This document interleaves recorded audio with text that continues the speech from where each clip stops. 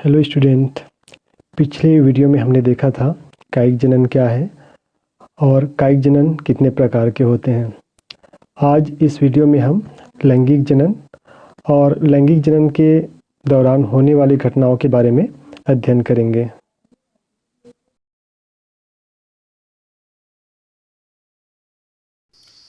तो आज हम लैंगिक जनन के बारे में देखते हैं। जैसे लैंगिक जनन के बारे में हमने फर्स्ट वीडियो में पढ़ लिया था। तो लैंगिक जनन क्या होता है? लैंगिक जनन वह जनन है जिसमें एकल जीव या दो विपरीत लिंग वाले जीवों के द्वारा नर तथा मादा युग्मकों का निर्माण होता है। युग्मकों का निर्माण किसके द्वारा होता है? या तो फिर होता है एकल जीव के द्वारा हो सकता है, या फिर दो विपरीत लिंग वाले जीवों के द्वारा हो सकता है। कुछ जो जीव होते हैं उसमें एक ही जीव जो होते हैं वो दोनों युग्मकों को निर्माण करता है, जबकि अधिकांश जीव जो होते हैं वे अलग अलग होते हैं और नर के द्वारा नर युग्मक का और मादा के द्वारा क्या होता है? मादा युग्मक का निर्माण होता है, जो आपस में मिलकर के युग्मनज बनाते हैं।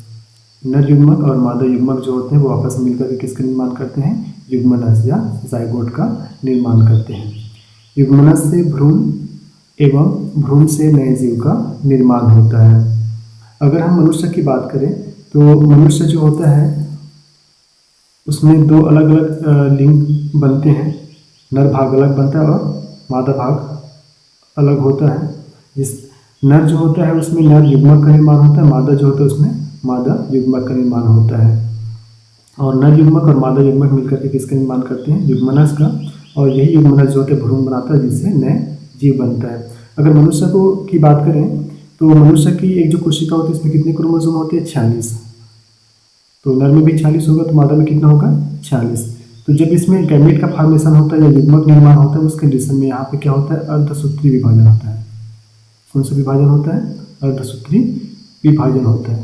यहाँ पे जैसे 46 क्रोमोसोम था, मतलब ये कैसा था? 2n था, द्विगुणित था। तो अर्धसूत्री विभाजन होता है उस कंडीशन में ये जो युग्मक होता है वो कैसा होता है? अगुणित, या इनको अपन क्या लिख सकते हैं? n। तो जैसे मनुष्य में टोटल कितना क्रोमोसोम था? 46। तो यहाँ पे युग्मक जो बनेंगे उसमें कितने की संख्या में होंगे? 23 की संख्या में।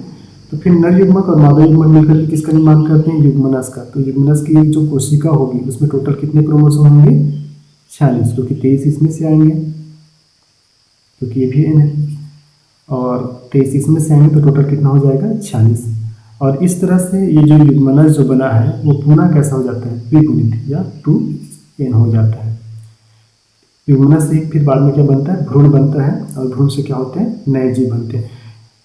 लैंगिक जनन में जो नए जीव बनता है वो विभिन्नता युक्त होता है, इसमें विभिन्नता पाई जाती है। क्यों विभिन्नता पाई जाती है? क्योंकि देखिए यहाँ पे नर युग्मक का जो क्रोमोसोम हो गया, डीएनए जो होगा वो अलग होगा।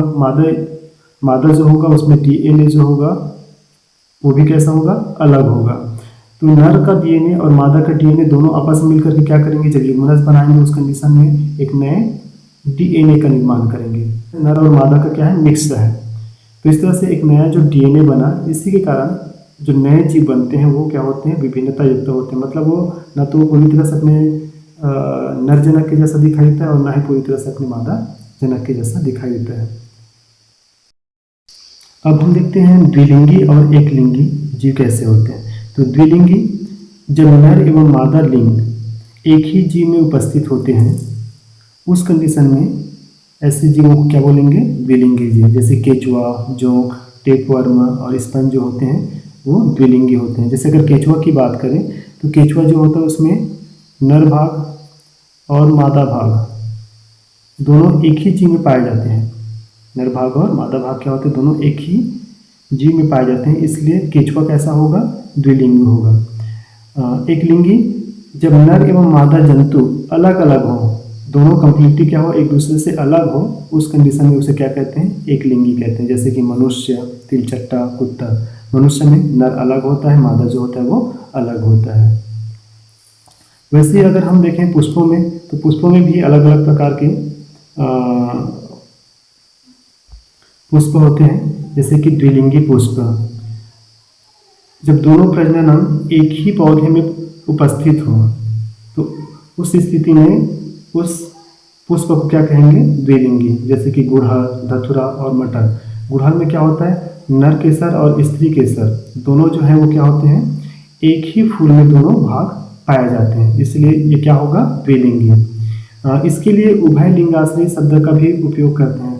उभय लिंगाश्रयी क्या होते हैं, जब एक ही पौधे के ऊपर नर व मादा पुष्प अलग अलग पाए जाते हैं, जैसे कद्दू, लौकी हो गया, नारियल हो गया, कद्दू, लौकी, नारियल इत्यादि में क्या होते हैं, पुष्प जो होते हैं वो एक ही पौधे के ऊपर अलग अलग बनते हैं, मतलब नर पुष्प अलग बनता है और मादा पुष्प क्या होते हैं, अलग बनता है। उस कंडीशन में इसे क्या कहते हैं, उभय लिंगाश्रयी। एक लिंगी पुष्प, तो दोनों प्रजनन मतलब नर केसर और स्त्री केसर अलग अलग पौधों में अगर उपस्थित हो तो उस स्थिति में इसे क्या कहते हैं, एक लिंगी पुष्प।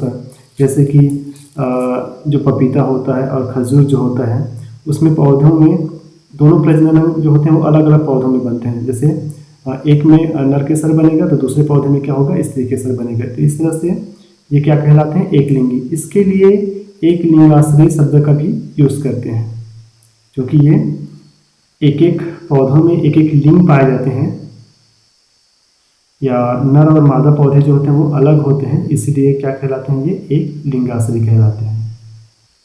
अगर जनन अंग की बात करें तो निम्न श्रेणी के जीवों में जनन अंग जो होते हैं वो अलग अलग नाम से जाने जाते हैं। जैसे कि शैवाल में कारा की अगर बात करें या नाइटेला की बात करें, तो कारा और नाइटेला जो होता है उसमें नर जनन अंग को क्या कहते हैं, एंथ्रीडिया, और मादा जनन अंग होता है उसको क्या कहते हैं, ओगोनिया। वैसे ही पॉलीसाइफोनिया की अगर बात करें तो पॉलीसाइफोनिया में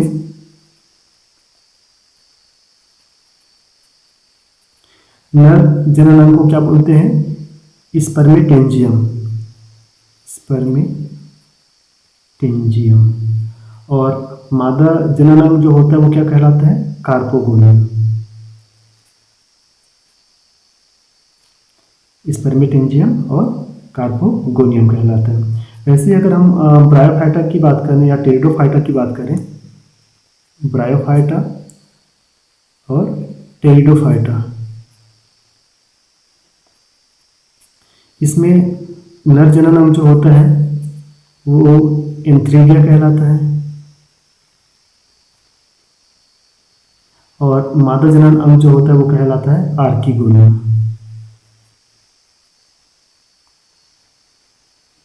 वैसे अगर विकसित पौधों की बात करें तो विकसित पौधे में नर जनन अंग जो होता है वो क्या कहलाता है, नर केसर, या इनको अपन क्या बोलते हैं, पुमंग भी बोलते हैं, और मादा जनन अंग जो होता है वो क्या कहलाता है, स्त्री केसर, जिनको अपन जायंग भी कहते हैं। तो इस तरह से अलग अलग पौधों में जनन अंग को अलग अलग नामों से हम जानते हैं। अब हम देखते हैं जीवन चक्र की प्रावस्थाएं, फेजेस ऑफ लाइफ साइकिल। तो एक जीव जो लैंगिक जनन करता है उसमें कई प्रावस्थाएं देखने को मिलती है। उनमें से 3 अवस्थाएं जो होती हैं वो सबसे प्रमुख होती हैं। तो कौन कौन सी 3 अवस्थाएं होती हैं? पहला होता है किशोरावस्था, दूसरा होता है जनन प्रावस्था, और तीसरा होता है जीर्णावस्था। तो सबसे पहले देखते हैं किशोरावस्था क्या होता है। तो सभी जीव अपने जीवन में वृद्धि के एक निश्चित अवस्था एवं परिपक्वता तक पहुंचते हैं। अर्थात जीवों में क्या होता है, वृद्धि होता है, विकास होता है, और जीव जो होते हैं पूरी तरह से क्या होते हैं, परिपक्व होते हैं। इसके पश्चात ही लैंगिक जनन कर पाते हैं वो। वृद्धि का यह काल किशोरा अवस्था कहलाता है। तो किशोरा अवस्था में जीव जो होते हैं वो क्या होते हैं, विकसित होते हैं, वृद्धि और विकास करते हैं। और देखा ये कहें कि जीव जो होते हैं वो पूरी तरह से क्या हो जाते हैं, मैच्योर हो जाते हैं। कौन सी अवस्था में? किशोरावस्था में। किशोरावस्था को पादपों में कायिक प्रावस्था के नाम से जानते हैं। पादपों में किशोरावस्था क्या कहलाता है, कायिक प्रावस्था कहलाता है। दूसरी अवस्था जो होती है वो कहलाती है जनन प्रावस्था। तो किशोरावस्था के समाप्त होने के बाद प्रारंभ होता है कौन सा, जनन प्रावस्था। तो जनन प्रावस्था में क्या होता है, जनन प्रावस्था में प्रजनन क्षमता का विकास एवं कई शारीरिक परिवर्तन होते हैं। जो जीव होते हैं उसमें क्या होता है, प्रजनन क्षमता का विकास हो जाता है और कई प्रकार के शारीरिक परिवर्तन देखने को मिलते हैं। और पौधों में इस अवस्था में पुष्पन की क्रिया जो होती है वो प्रारंभ हो जाती है। तो किशोरावस्था की समाप्ति के बाद कौन सी अवस्था आती है, जनन प्रावस्था। जो जीवों के लिए सबसे महत्वपूर्ण है, क्योंकि इसी अवस्था में जीव जो होता है वो क्या करता है, प्रजनन करता है और प्रजनन के द्वारा नए जीवों का निर्माण होता है। तो जनन प्रावस्था जो होता है उसमें पौधों की अगर बात करें तो इसमें क्या होता है, पुष्पन की क्रिया प्रारंभ होती है।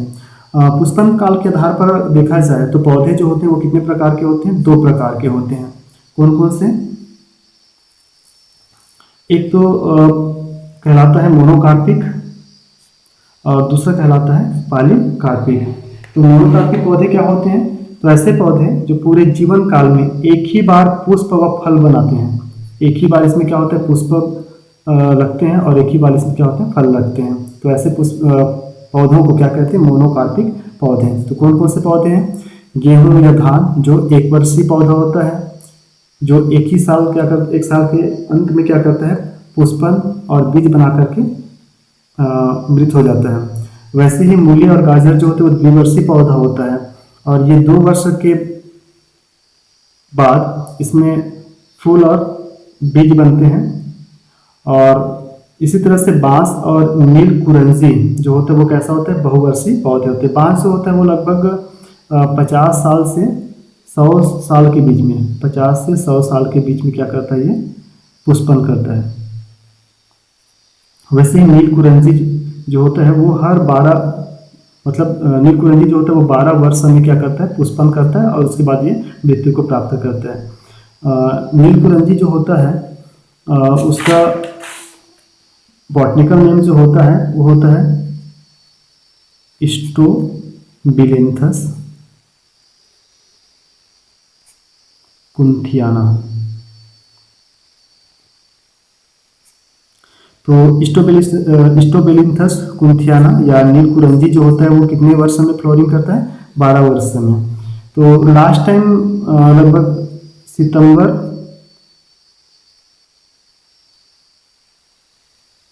अक्टूबर 2006 में इसमें फ्लोरिंग देखने मिला था और 2006 में ये इतने ज़्यादा पुष्प पैदा किए थे कि इसके कारण केरल, कर्नाटक और तमिलनाडु के पहाड़ी क्षेत्रों में सड़क के दोनों किनारे पर पुष्पों का कालीन बन गया था।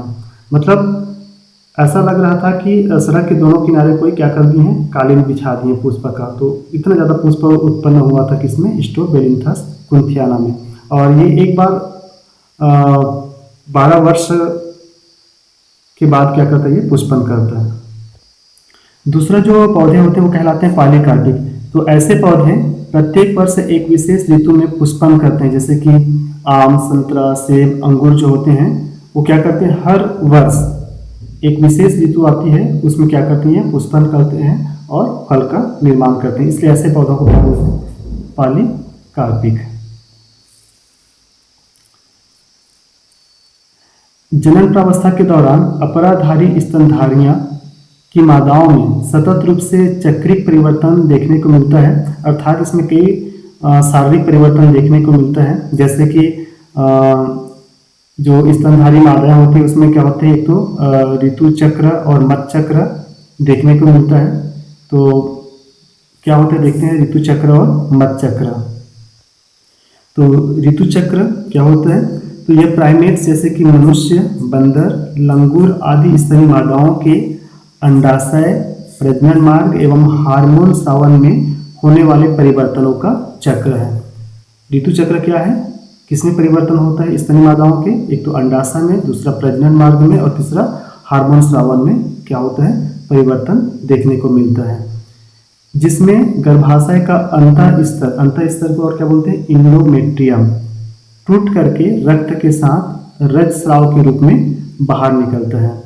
इंडोमेट्रियम जो होता है वो टूट जाता है और ब्लड के साथ क्या होता है, ये बाहर निकलता है, जिनको अपन क्या कहते हैं, रजस्राव। यह हर महीने होता है जो गर्भधारण तक चलता है। जितने भी प्राइमेट्स हैं, जैसे अगर मनुष्य में मादा की बात करें तो उसमें हर महीने क्या होता है, ऋतु चक्र होता है और इस दौरान रसस्राव जो होता है वो शरीर से बाहर निकलता है। दूसरा चक्र जो होता है वो कहलाता है मध चक्र या ओस्टर साइकिल। तो मध चक्र नॉन प्राइमेट्स स्तनधारियों में पाए जाते हैं। किसमें पाए जाते हैं? नॉन प्राइमेट स्तनधारी, जैसे कि गाय, भेड़, हिरन, कुत्ता, बिल्ली, घोड़ा इत्यादि में पाया जाता है। तो इसके अंडाशय, प्रजनन मार्ग एवं हार्मोन स्राव में होने वाले परिवर्तनों का चक्र है। मध चक्र क्या है? स्तनधारी मादाओं के अंडाशय, प्रजनन मार्ग एवं हार्मोन स्राव में होने वाले परिवर्तनों का चक्र है। इसे पशु का गर्म होना भी कहा जाता है। ये भी ऋतु चक्र के समान ही होता है, परंतु इसमें रसस्राव जो होता है वो बहुत कम होता है या कभी कभी होता है। और ये मासिक नहीं होता। तो गाय की अगर बात करें तो इसमें मध चक्र जो होता है वो 18 घंटे का होता है। कुत्ता, बिल्ली में 1 सप्ताह या 7 दिन का होता है। कई बार क्वेश्चन आता है मध चक्र और ऋतु चक्र में अंतर बताइए। तो मध चक्र और ऋतु चक्र में क्या अंतर होता है? सबसे पहले तो एक अंतर है कि ये जो होता है वो प्राइमेट, ऋतु चक्र जो होता है किसमें पाया जाता है? प्राइमेट में पाया जाता है।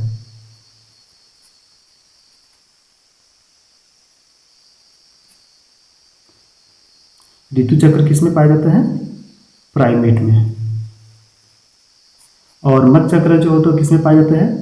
अप्राइमेट या नॉन प्राइमेट बोल सकते हैं, नॉन प्राइमेट में।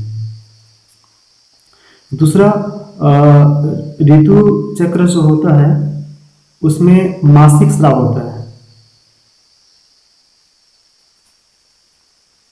और इसमें मासिक स्राव नहीं होता है। तीसरा अंतःस्तर या एंडोमेट्रियम जो होता है वो ऋतु चक्र में क्या होता है? शरीर से बाहर निकलता है।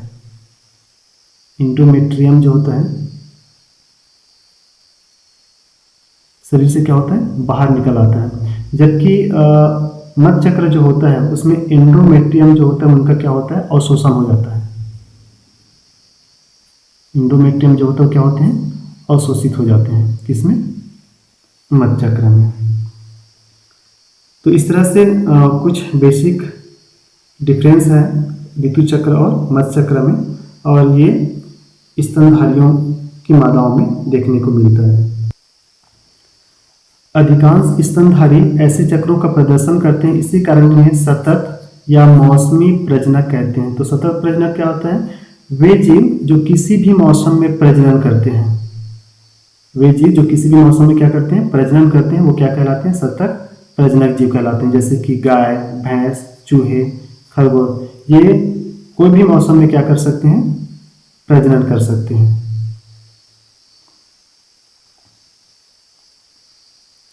इवन मनुष्य की बात करें तो मनुष्य भी कैसा होगा? सतत प्रजनक होगा, क्योंकि वो कोई सभी मौसम में क्या कर सकता है? प्रजनन कर सकता है। दूसरा है मौसमी प्रजनक।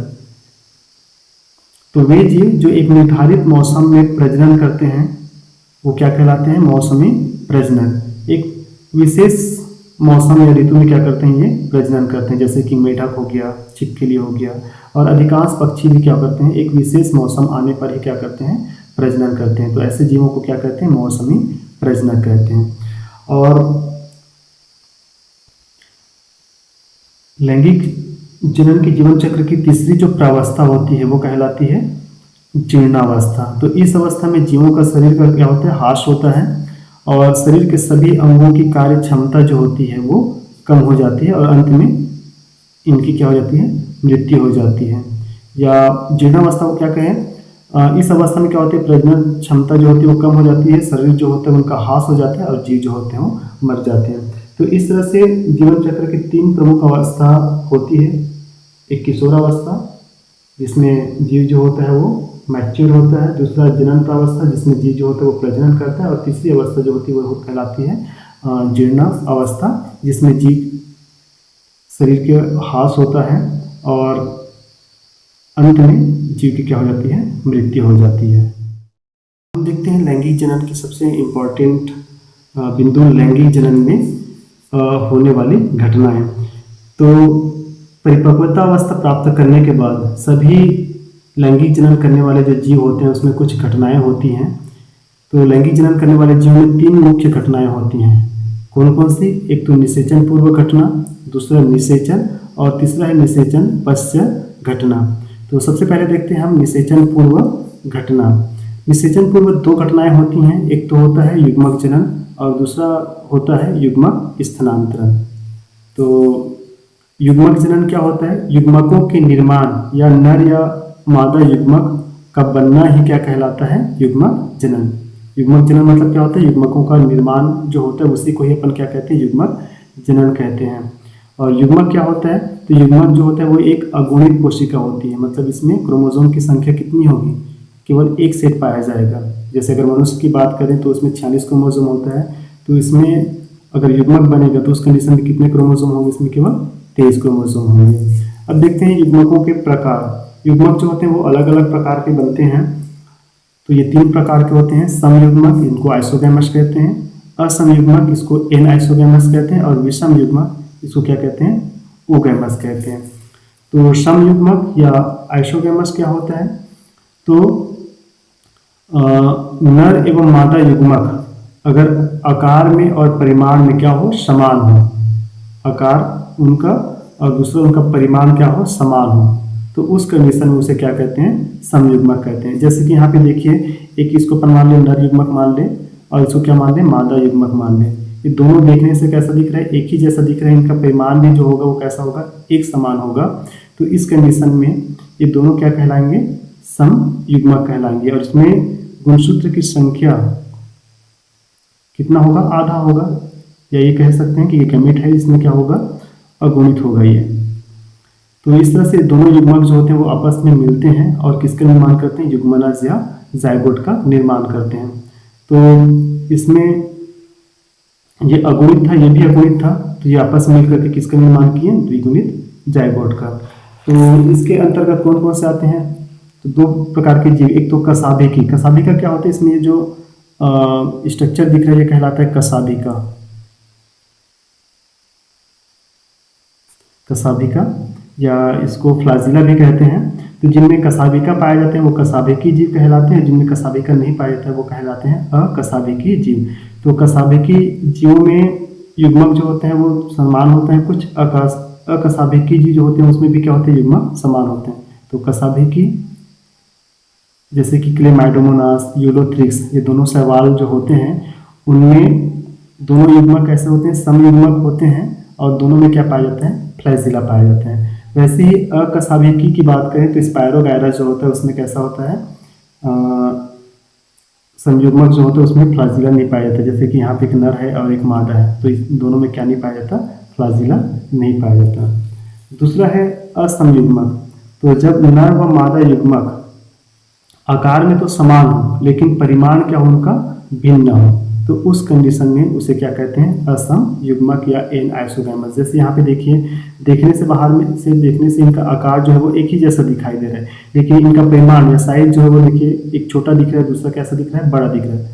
तो इनका आकार तो समान है पर साइज जो है या परिमाण जो है वो कैसा है? अलग अलग है। इस कंडीशन में ऐसे युग्मकों को क्या कहते हैं? असमयुग्मक। तो ये भी अगुणित होगा और ये दोनों आपस में मिलकर के क्या करेंगे? एक जाइगोट का निर्माण करेंगे, वो कैसा होगा? द्विगुणित होगा। तो इसके अंतर्गत आता है क्लेमाइडोमोनास ब्राउनी। क्लेमाइडोमोनास की एक जाति होती है क्लेमाइडोमोनास ब्राउनी। इसमें असमयुग्मक बनते हैं और जिनके द्वारा क्या होता है? जाइगोट या युग्मनज का निर्माण होता है। तीसरा होता है विषम युग्मक या ओगैमस जिनको कहते हैं।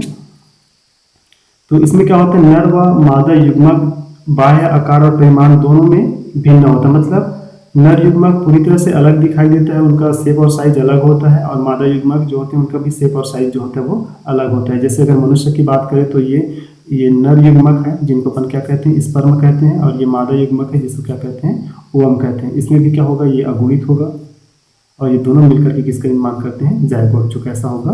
द्विगुणित होगा।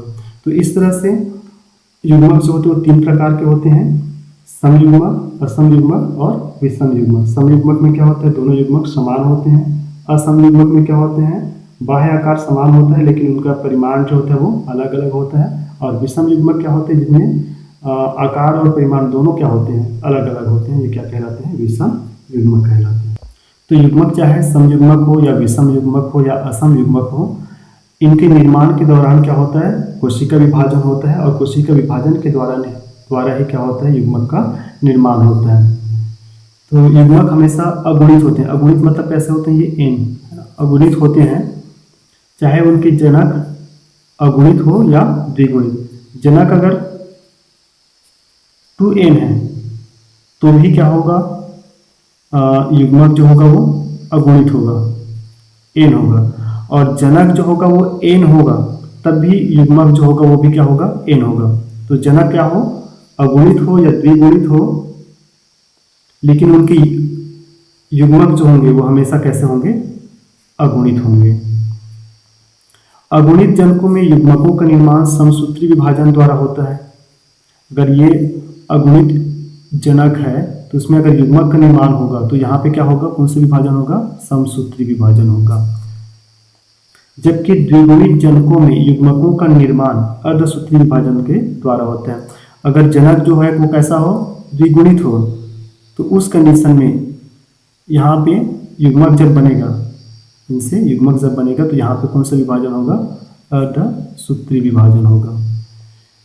तो अगर जनक जो है वो अगुणित है तो उसमें समसूत्री विभाजन होगा, और जनक अगर द्विगुणित है तो उसमें कौन सा होगा, अर्धसूत्री विभाजन होगा।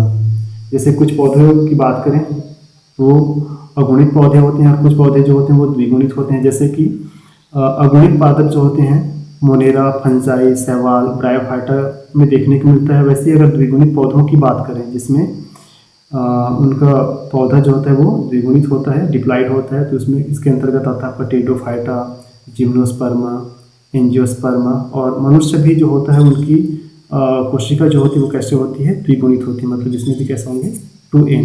और इसीलिए मनुष्य में गुणसूत्र की संख्या कितना होता है, 46, जबकि युग्मक में गुणसूत्र की संख्या कितना होता है, 23। तो ये द्विगुणित होगा और ये क्या होगा, अगुणित होगा। तो जो भी युग्मक होंगे उनका जब निर्माण होगा तो हमेशा कैसे दिखाई देंगे हमको, अगुणित। फिर इसके बाद अंतिम इसमें है युग्मक का स्थानांतरण।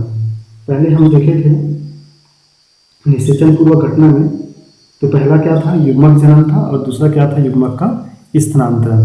तो युग्मक निर्माण के बाद नर तथा मादा युग्मक का एक दूसरे के समीप आना ही क्या कहलाता है, युग्मक स्थानांतरण कहलाता है। जैसे कि एक मान के चलिए ये नर युग्मक है और ये मादा युग्मक है, ये नर युग्मक है और ये क्या है, मादा युग्मक है। तो नर युग्मक का किसके पास जाना, मादा युग्मक के पास ही जाना, या उनके पास पहुंचना ही क्या कहलाएगा, युग्मक का स्थानांतरण। या तो नर युग्मक मादा युग्मक में पास जाएगा, या मादा युग्मक जो होगा वो नर युग्मक के पास जाएगा।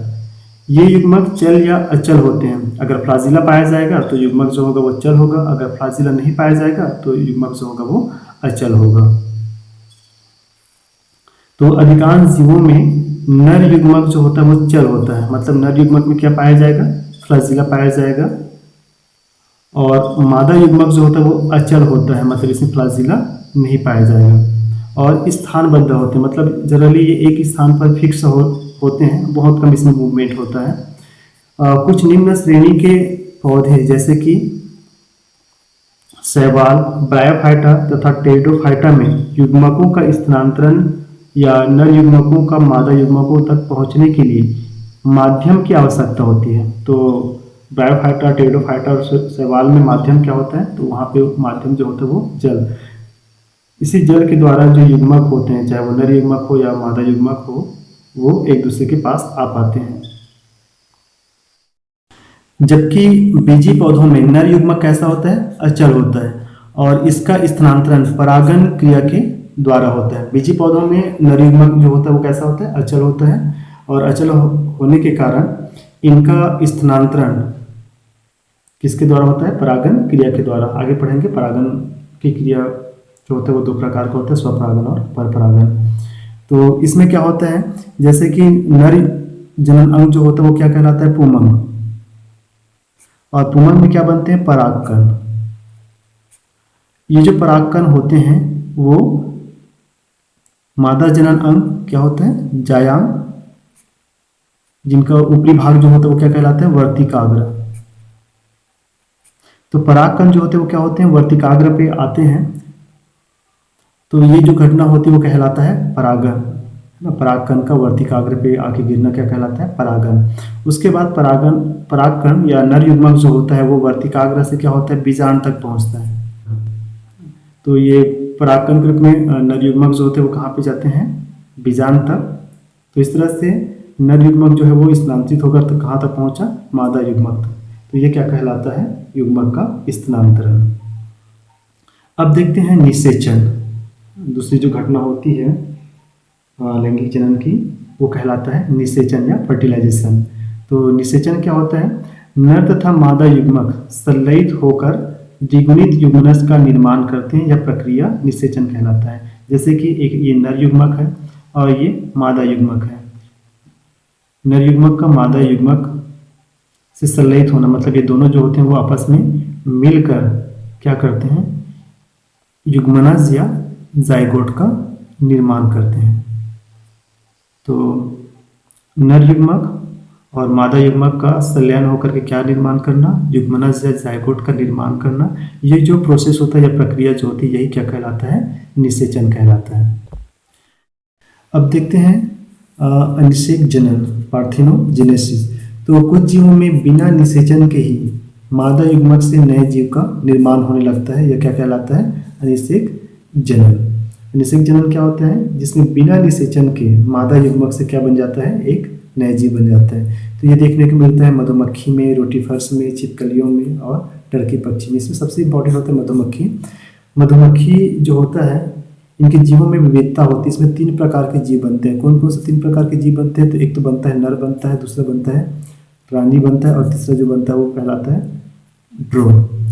तो ड्रोन जो होता है इनका निर्माण रानी के द्वारा होता है। रानी से क्या बनता है, रानी से एक मादा युग्मक बनता है और वही मादा युग्मक बिना निषेचन के क्या करता है, ड्रोन का निर्माण करता है। तो ये क्या कहलाएगा, अनिषेक जनन। अब देखते हैं निषेचन के प्रकार। तो निषेचन जो होता है वो 2 प्रकार का होता है। तो बाह्य निषेचन या एक्सटर्नल फर्टिलाइजेशन और दूसरा जो होता है वो होता है आंतरिक निषेचन या इंटरनल फर्टिलाइजेशन।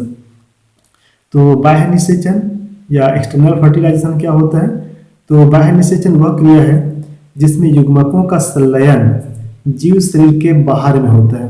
युग्मक जो बनते हैं वो बाहर में जाते हैं, उनके बाद ही उसमें क्या होता है, संलयन होता है। जैसे कुछ जो जीव होते हैं जैसे शैवाल हो गया, मछली हो गए और उभयचर जो होते हैं वो अपने गैमीट को क्या करते हैं, बाहर रिलीज करते हैं। नर गैमीट और मादा गैमीट दोनों को क्या करेंगे, बाहर में रिलीज करते हैं। उनके बाद इन दोनों से क्या होता है, बाहर में या ये कहें कि जल में क्या होता है, युग्मनज का निर्माण होता है। तो इसीलिए क्या कहलाते हैं, बाह्य निषेचन। दूसरा है आंतरिक निषेचन। तो आंतरिक निषेचन क्या है, आंतरिक निषेचन वह क्रिया है जिसमें युग्मकों का संलयन जीव शरीर के अंदर में होता है। युग्मक जो होते हैं उनका निर्माण कहाँ पे होता है, जीवों के शरीर के अंदर में होता है। जैसे कि मनुष्य, पक्षी, सरीसृप, कवक और पादप जैसे कि जिम्नोस्पर्म, एंजियोस्पर्म, टेरिडोफाइट वगैरह में देखने को मिलता है। तो इसमें क्या होता है, ये जो जीव होते हैं वो युग्मक का निर्माण जो होता है वो अलग अलग जीवों में होता है और युग्मक निर्माण के बाद दोनों जो युग्मक होता है वो जीवों के शरीर के अंदर ही क्या करते हैं, युग्मनज का या जाइगोट का निर्माण करते हैं। या ये दोनों युग्मकों का संलयन कहाँ पे होता है, जीवों के शरीर के अंदर। इसीलिए क्या कहलाते हैं, आंतरिक निषेचन। अब तीसरी महत्वपूर्ण घटना देखते हैं लैंगिक जनन की, वो कहलाता है निषेचन पश्चात घटना। तो लैंगिक जनन में निषेचन के बाद होने वाली घटनाएं जो होती है वो क्या कहलाती है, निषेचन पश्चात घटनाएं। निषेचन के बाद जितनी भी क्रिया होती है वो सारी क्रिया जो होती है वो क्या कहलाता है, निषेचन पश्चात घटना। तो इसमें 2 मुख्य घटनाएं होती हैं। एक तो होता है युग्मनज का निर्माण और दूसरा जो होता है वो भ्रूणोद्भव। तो युग्मनज का निर्माण, तो लैंगिक जनन करने वाले जीवों में निषेचन क्रिया के पश्चात युग्मनज का निर्माण होता है। लैंगिक जनन में क्या होता है, एक जो नर युग्मक होता है और एक जो मादा युग्मक होता है, ये दोनों आपस में क्या होते हैं, मिलते हैं और किसका निर्माण करते हैं, युग्मनज का। तो इस तरह से दोनों युग्मकों के मिलने से क्या होता है, युग्मनज का निर्माण होता है। तो ये जो युग्मनज होता है उनका निर्माण जो होता है वो अलग अलग जीवों में अलग अलग प्रकार से होता है। जैसे जो जीव बाह्य निषेचन करते हैं, तो बाह्य निषेचन करने वाले जीवों में युग्मनज का जो निर्माण होता है वो कहाँ पे होता है, जल के अंदर में होता है। बाह्य निषेचन करने वाले जीवों में युग्मनज का निर्माण कहाँ होता है, जल में। और वहीं आंतरिक निषेचन करने वाले जितने भी जीव होते हैं उसमें युग्मनज का जो निर्माण होता है वो जीवों के शरीर के भीतर में या जीवों के शरीर के अंदर में होता है। कवक तथा शैवाल में युग्मनज के चारों ओर मोटी भित्ति का निर्माण होता है जो प्रतिकूल परिस्थितियों में इनकी रक्षा करता है। कवक और शैवाल जो होता है उसमें जब युग्मनज बनता है उनके चारों ओर क्या होता है, एक मोटी भित्ति बन जाता है और यही मोटी भित्ति जो होता है इस युग्मनज को प्रतिकूल परिस्थिति में या अनफेवरेबल कंडीशन में क्या करता है, रक्षा करता है। फिर है मनुष्य सहित सभी जीवों के जीवन की शुरुआत इन्हीं एकल कोशिका या युग्मनज से ही होती है। कोई भी जीव हो उनके जीवन की शुरुआत किससे होता है, युग्मनज से होता है। और इसीलिए युग्मनज को जीव और जनक के बीच की कड़ी भी कहते हैं, क्योंकि इन्हीं युग्मनज या जायगोट से क्या होता है, जीवों का विकास होता है आगे चल करके। निषेचन पश्चात घटना में दूसरा प्रक्रिया जो होता है वो कहलाता है भ्रूणोद्भव या भ्रूण का निर्माण। तो भ्रूणोद्भव क्या होता है, एम्ब्रियोजेनेसिस। तो युग्मनज से भ्रूण के विकास की प्रक्रिया ही क्या कहलाती है, भ्रूणोद्भव। जैसे ये जो युग्मनज होता है और ये युग्मनज जो होता है वो बाद में किसका निर्माण करता है, भ्रूण का। तो युग्मनज से भ्रूण बनने की जो क्रिया होती है वही क्या कहलाती है, भ्रूणोद्भव। और इस दौरान समसूत्री विभाजन और विभेदीकरण होता है।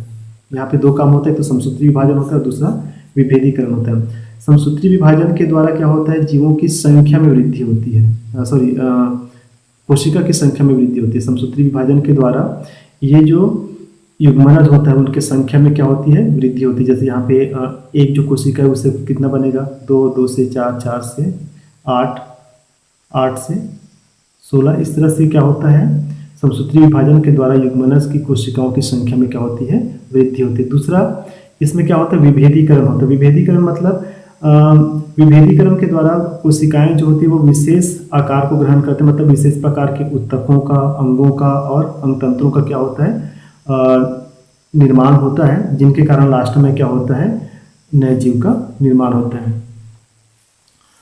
युग्मनज के आधार पर जो जीव होते हैं या जंतु होते हैं वो दो प्रकार के हो सकते हैं। युग्मनज के विकास के आधार पर, मतलब युग्मनज किस प्रकार से विकसित होता है उसके आधार पर जीव जो होते हैं वो दो प्रकार के होते हैं। एक कहलाता है अंडप्रजक। अंडप्रजक नाम से पता चल रहा है, अंडप्रजक मतलब ऐसे जीव जो क्या करते हैं, अंडे देते हैं। तो अंडप्रजक जीव ये निषेचित या अनिषेचित अंडे देते हैं, जैसे कि मछली और मेढक ये अनिषेचित अंडे देते हैं। और सरीसृप और पक्षी जो होते हैं वो कैसे करते हैं, निषेचित अंडे देते हैं। तो अंडे देने वाले जो जीव होते हैं वो क्या कहलाते हैं, अंडप्रजक जीव कहलाते हैं। सरीसृप व पक्षी जो होते हैं उसमें कैल्शियम कार्बोनेट के कवच युक्त अंडे सुरक्षित स्थान पर देते हैं। सरीसृप और पक्षी क्या करते हैं, कैल्शियम कार्बोनेट के कवच युक्त अंडे सुरक्षित स्थान पर देते हैं, जो एक निश्चित निवेचन अवधि, इंक्यूबेशन पीरियड के बाद स्फुटन होता है। स्फुटन मतलब टूटता है अंडा, और उसके बाद क्या होता है, शिशु का निर्माण होता है या शिशु को जन्म देते हैं।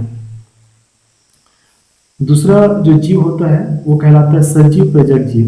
तो ऐसे जीव जो सजीवों को जन्म देते हैं वो क्या कहलाएंगे, सजीव प्रजक जीव। जैसे सजीव प्रजक प्राणियों जैसे मनुष्य में निषेचित अंड मादा शरीर के भीतर विकसित होकर के शिशु का विकास करती है तथा एक निश्चित अवधि के पश्चात प्रसव द्वारा शिशु को जन्म देती है। तो युग्मनज का विकास देखिए यहाँ पे क्या हो रहा है, जीव शरीर के अंदर में हो रहा है, और अंदर में युग्मनज जो होता है वो विकसित हो करके लास्ट में प्रसव के द्वारा जब शिशु बन जाता है तो उनको जन्म दे दिया जाता है। इसी तरह से हम बात करें पौधों में, तो पौधों में युग्मनज का निर्माण होता है और उनसे भ्रूण बनता है और उससे क्या होता है, नए पौधों का निर्माण होता है। तो पौधों में युग्मनज का निर्माण जो होता है वो कहाँ पे होता है, बीजांड के अंदर होता है। युग्मना से क्या होता है, भ्रूण बनते हैं, और बीजांड से फिर क्या बनता है, बीज बनता है, और अंडाशय से फल का निर्माण होता है। और फल के स्फुटन के पश्चात बीज जो होते हैं वो अंकुरित होकर के क्या करते हैं, नए पादप को जन्म देते हैं। तो इस तरह से लैंगिक प्रजनन में मुख्य रूप से देखा जाए तो 3 महत्वपूर्ण घटना होती है।